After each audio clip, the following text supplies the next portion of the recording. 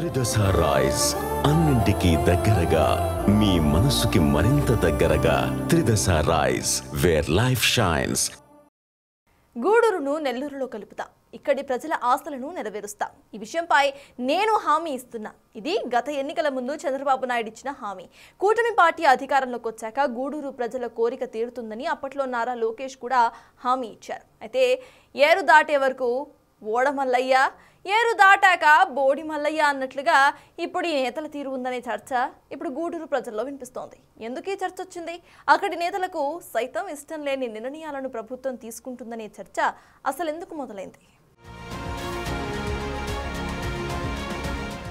కూటమి ప్రభుత్వం సింహపురి ప్రజల ఆశలపై నీళ్లు చల్లుతోంది. గూడూరు నియోజకవర్గాన్ని నెల్లూరు జిల్లాలో కలపాలని అక్కడ ప్రజలు బలంగా కోరుతున్నారు. స్థానిక ఎమ్మెల్యే పాసం సునీల్ కుమార్ అనేక సార్లు ప్రభుత్వానికి విజ్ఞప్తి చేశారు. ప్రస్తుతం ప్రభుత్వ ప్రతిపాదనల ప్రకారం కందుకూరు నియోజకవర్గాన్ని ప్రకాశం జిల్లాలో విలీనం చేయనున్నారు. నెల్లూరు జిల్లాలో ఉన్న సైదాపురం, కలువాయి, రాపూర్ మండలాలను గూడూరు డివిజన్లో చేర్చి తిరుపతి జిల్లాలో ఉంచనున్నారు. ఈ నిర్ణయంతో జిల్లా ప్రజలు తీవ్ర అసంతృప్తి వ్యక్తం చేస్తున్నారు.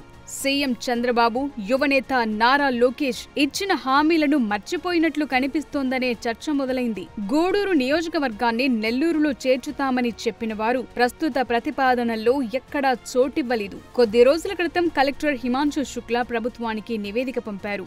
నెల్లూరు జిల్లాలో గూడూరు కలుస్తుందనుకున్న సమయంలో ప్రభుత్వ నిర్ణయంతో ప్రజలు ఆగ్రహం వ్యక్తం చేస్తున్నారు. ఏం జరిగిందో ఏమో, గూడూరు మళ్లీ తిరుపతి జిల్లాలోనే కలుపుతున్నట్టు ప్రకటించారు. గూడూరు మున్సిపాలిటీ, గూడూరు రూరల్, చిల్లకూరు, కోట, వాకాడు, చిట్టమూరు మండలాలను నెల్లూరులో కలిపేందుకు అవసరమైన ఏర్పాట్లు చేశారు. ఎమ్మెల్యే పాసం సునీల్ కుమార్ అనేక సార్లు అసెంబ్లీలోనూ ప్రస్తావించారు. అంతా ఓకే అయ్యింది, ఏమి దిగులొద్దు అంటూ చంద్రబాబు, లోకేష్ హామీ ఇచ్చారు. అయితే రాత్రికి రాత్రే ఈ నిర్ణయం ఎలా మారిందనే అనుమానాలు కలుగుతున్నాయి. గూడూరు డివిజన్లోని సూళ్లూరుపేట, వెంకటగిరి, గూడూరు నియోజకవర్గాలకు సంబంధించి ఓ కాంట్రాక్టర్, వ్యాపారవేత్త టీడీపీ ఫినాన్స్ నడుపుతున్నారనే ప్రచారం ఉంది. గత ఎన్నికల్లో పెద్ద మొత్తంలో నగదు ఖర్చు చేశారని చెప్తున్నారు. టీడీపీ అధికారంలోకి వచ్చాక ఆయన అవినీతికి అడ్డు అదుపు లేకుండా పోయిందంటున్నారు. చిల్లకూరులోని సిలికా, స్వర్ణముఖి పరివాహక ప్రాంతాల్లో ఇసుక, సైదాపురంలోని మైనింగ్, రాపూర్ ప్రాంతంలో క్వాడ్స్, ఇతర ప్రాంతాల్లో చిన్న సహజ వనరులను ఇష్టమొచ్చినట్టు దోచుకుంటున్నారనే ప్రచారం జోరుగా ఉంది. అన్ని విషయాల్లో వారి జోక్యం ఉంటుందనే చర్చ నడుస్తోంది. అందుకే గూడూరు నియోజకవర్గాన్ని తిరుపతిలోకి మార్పు చేశారని ప్రచారం ఉంది. నెల్లూరు జిల్లాను గతంలో వైసీపీ ప్రభుత్వం ముక్కలు చేసింది.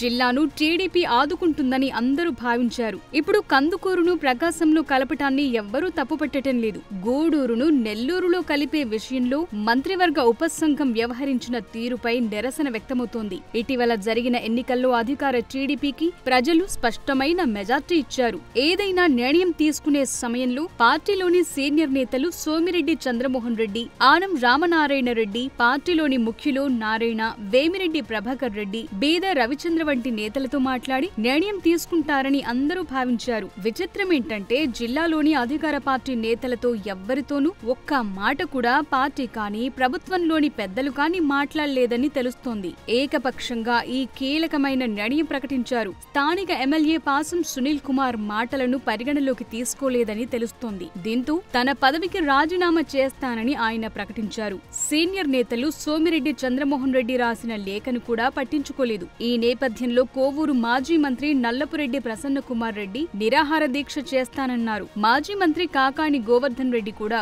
గూడూరు తిరుపతిలో కలపటాన్ని వ్యతిరేకించారు. దీంతో అధికార పార్టీ నేతలకు ఏం చెయ్యాలో తెలియని పరిస్థితి నెలకొంది.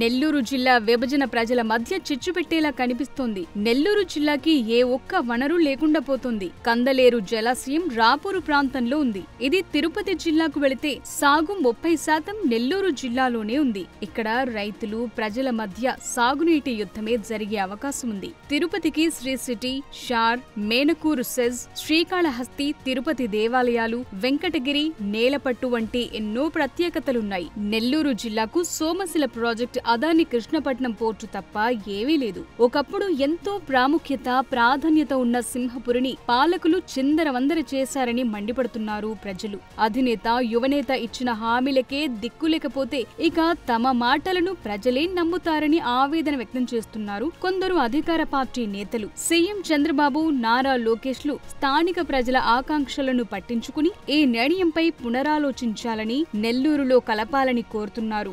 గూడూరులో ఈ అంశంపై పోరాటానికి, ఆందోళనకు ప్రజలు సిద్ధమవటంతో ఎలాంటి పరిస్థితులకు దారితీస్తుందనేది ఇప్పుడు ఉత్కంఠగా మారింది.